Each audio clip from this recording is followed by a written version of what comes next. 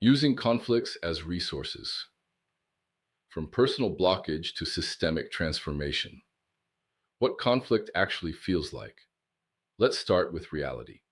Most people don't experience conflict as a concept, they experience it as a blockage. Someone stops you, delays you, questions your legitimacy, ignores facts, personalizes disagreement, uses power, silence, procedure, or narrative against you. Conflict is not abstract, it is felt personally as frustration, anger, anxiety, or threat.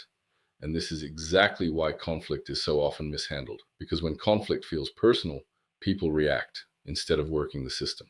The reframing, conflict as a resource. Here is the strategic reframing. Conflict is not the problem. Conflict is information. It tells you where interests diverge, where power sits, what values are threatened, which assumptions no longer hold, and what losses people are trying to avoid. If you remove conflict, you remove feedback. And systems without feedback collapse. So the question is not how do we eliminate conflict? The real question is how do we use conflict productively?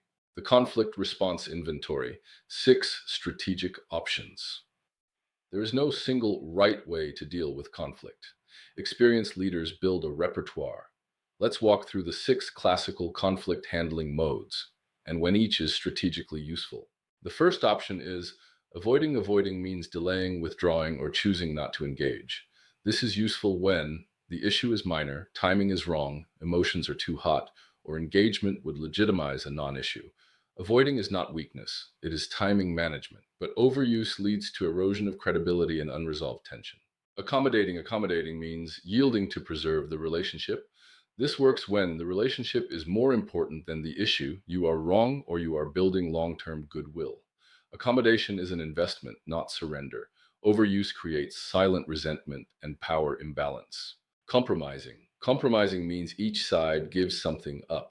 It is useful when time is limited, stakes are moderate, or you need temporary alignment. Compromise is efficient, but rarely optimal. It resolves disputes, not root causes. Hence, compromise is often a bad solution, but it may buy time. Competing. Competing means asserting your position decisively with the intention to win. This is necessary when core values and interests are at stake, safety or legality is involved, or decisive action is required. Competing is also appropriate in a crisis. Overuse generates resistance and retaliation from those who lose. Collaborating. Collaborating means jointly exploring interests and options.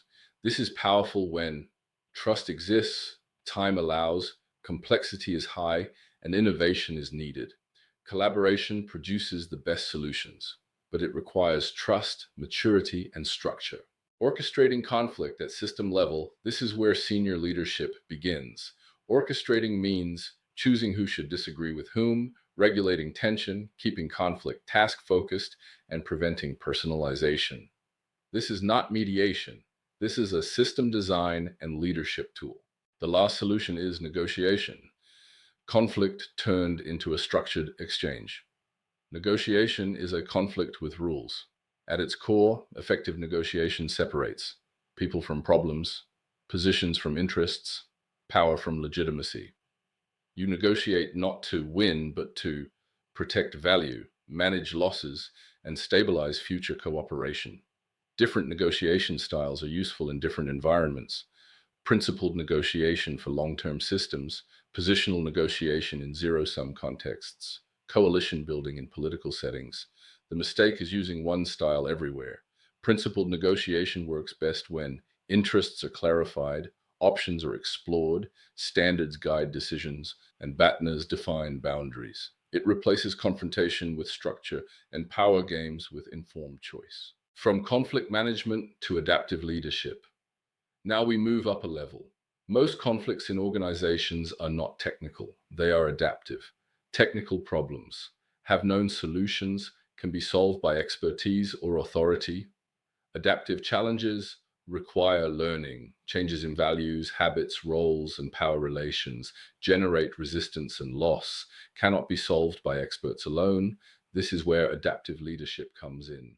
Why adaptive work requires conflict? Adaptive change always creates loss, uncertainty, and resistance. Therefore, adaptive leadership must generate conflict, not chaos, but productive tension. Leaders must raise uncomfortable questions, surface hidden disagreements, expose gaps between reality and expectations. Avoiding conflict here is not neutral, it is irresponsible. Orchestrating productive tension. The leader's task is to regulate the temperature, keep tension within a productive range, prevent avoidance and explosion. This requires getting on the balcony to observe the system, stepping onto the dance floor to intervene, distinguishing role from self, and using oneself as data. Conflict is not suppressed, it is held.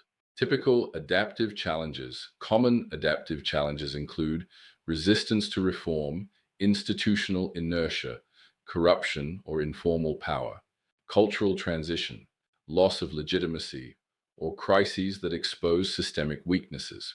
Each requires diagnosing factions and loyalties, understanding the losses people fear, sequencing interventions carefully, and accepting that progress creates casualties. Adaptive leadership is not safe, but it is necessary. The personal cost, Yesam, and discipline. Using conflict as a resource requires discipline. Leaders must tolerate being unpopular, withstand personal attacks, manage their own emotional responses, and avoid becoming the problem. This is why leadership is an activity, not a role. Conflict is not a failure of leadership. Avoiding conflict often is. When understood and orchestrated correctly, conflict improves decisions, strengthens systems, and enables real change. The question is not whether conflict will occur, but whether it will be wasted or used as a resource. Keep growing and winning with eufunds.news.